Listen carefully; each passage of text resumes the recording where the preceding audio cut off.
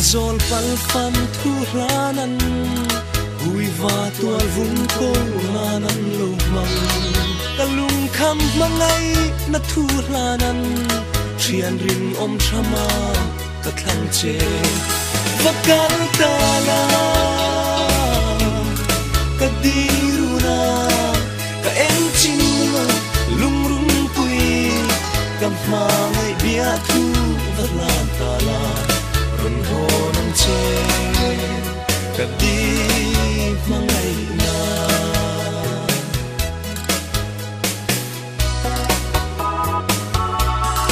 mangai na kol eng tur na kin doi ang ka dim che run hun le eng tim ngai che ka don lung ru ariang lung mol mangai na ti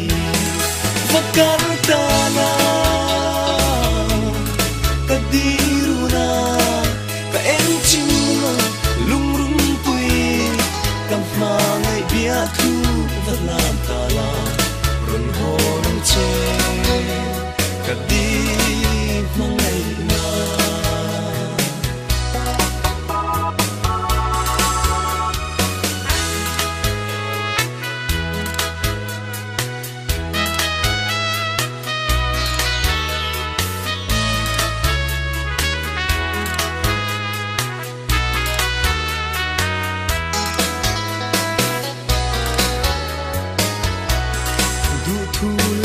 sam vela e diru na tutin lan lai ya o ka lak nel e